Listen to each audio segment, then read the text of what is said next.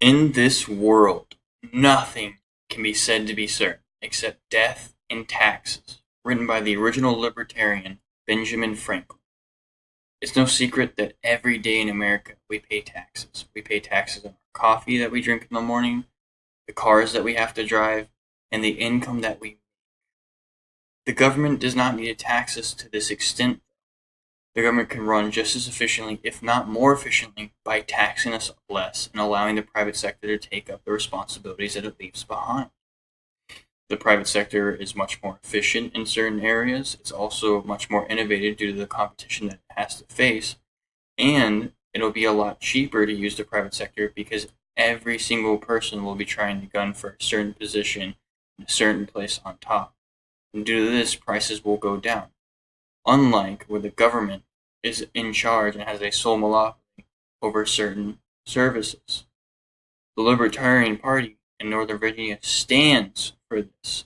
The fact that we need less taxes and less regulations on top of everyone and everything that we do.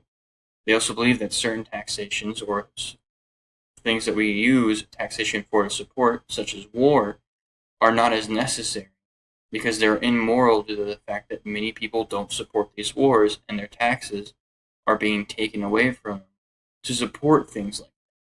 The Libertarian Party believes that less taxation will be much more efficient and utilize more resources at the disposal of the government and the people, and at the same time be more morally fitting for many of them. America makes money in three different ways. One completely moral, one somewhat moral, and the other one not moral at all. The first one, and the most moral one that they make money through, is the loans that they give out and the interest that they make on top of those loans.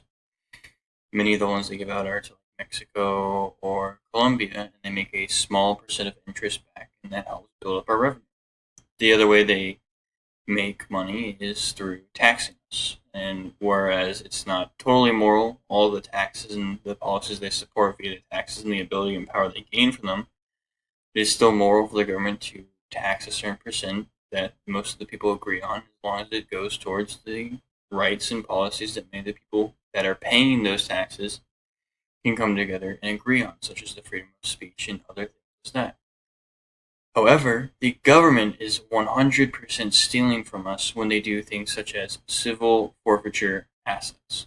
And that can be seen and depicted in my small little joke right there, where it states that the government and the drug war bureaucrats have become complete professionals at stealing money from us.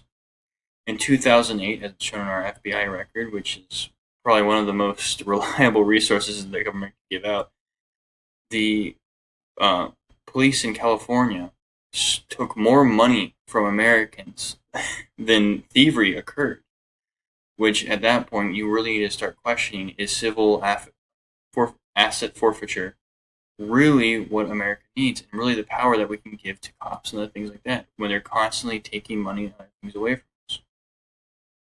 Now on the flip side, back to taxes, one reason why it's unmoral is because of the system that we have set up currently. We don't have file-free forms, which in that case, the government already knows how much I have made, how much I have in deductions, and what I can typically take away from that, such as like a small clothing allowance for work or other things like that.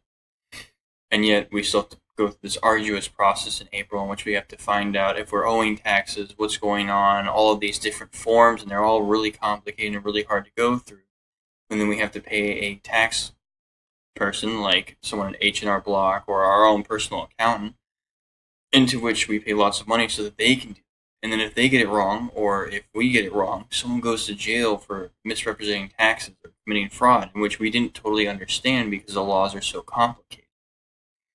Now, America is not completely legal in doing this, but it's definitely a system that's set up rigged so that other people can benefit from it. And that's one big problem, of which the tax system is unmoral, because it allows for corporations and other things like that to come in and pay the government, who is much stronger and has a tension and hold over the American people, in which it can force this jail time and other stuff on top of us into making us choose that instead. This is where a real problem stems on the moral side of taxes, and 100% from civil forfeitures.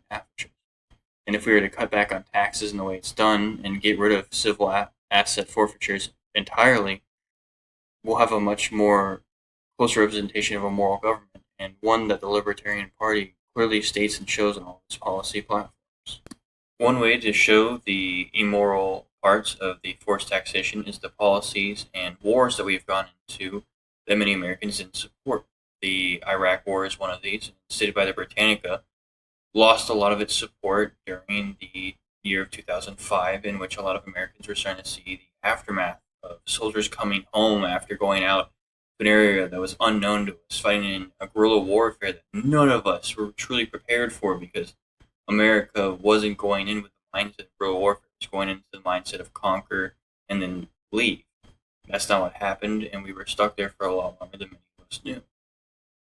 This led to a great turmoil during the Obama administration, in which many people were saying that they didn't want to be in the war anymore, and yet they were still forced to pay taxes and continue to fight this policy and feel unheard due to the fact that no one in Congress was approving this.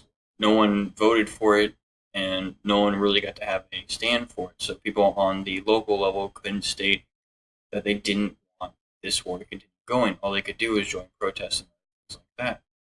This was a show of how the executive branch didn't necessarily need the approval of everyone else to go to war, even though in the beginning it was approved and many people did say they wanted it. It was never officially passed in Congress as a war. In America, it requires over 50% of us to agree to go to war. That's not what happened. In this article, it states that it was actually an executive order that has been constantly redone to show how the president has the power to just send troops where he wants for 90 days and is allowed to, quote unquote, pull them back, or continue to keep them there for another 90 days on top of another 90 days, as long as he deems it necessary and important, and in which the Iraq War, both Bush and Obama administration thought they were important, in which they completely ignored the taxpayer, and therefore made it slightly immoral to take the taxes from them because they were ignoring the voices that many people had during the time. This shows, and the Libertarian Party answered this question, stating that we shouldn't be paying taxes on things that we don't fully support. We should have pulled out, and we should keep our military small again, because a lot of people don't support it. We don't need a military to expand the whole entire world. We need a military just for America. This is a statement of the Libertarian Party, so that we don't have the type of, I would say, injustice that we saw in Iraq and other places like that. The Libertarian Party of Nova really stands out compared to a lot of other places because they believe in the belief that taxation is hurting the people more than it's helping, and that it can be shown as immoral through certain things that the government's power has done, such as the executive branch plan on wars that not necessarily everyone wants, the taxes that are being taken from us in a very confusing way that forces us to pay other people that we don't necessarily know or trust with them, just so that we don't go to jail or risk the chance of doing it. And it also shows that our civil asset forfeitures are completely immoral and essentially an illegal way in which the government is taking money away from us. And the Libertarian Party's goal is to stop injustice such as this throughout all of America, to truly decentralize the government and help give people a greater voice throughout the rest of the world.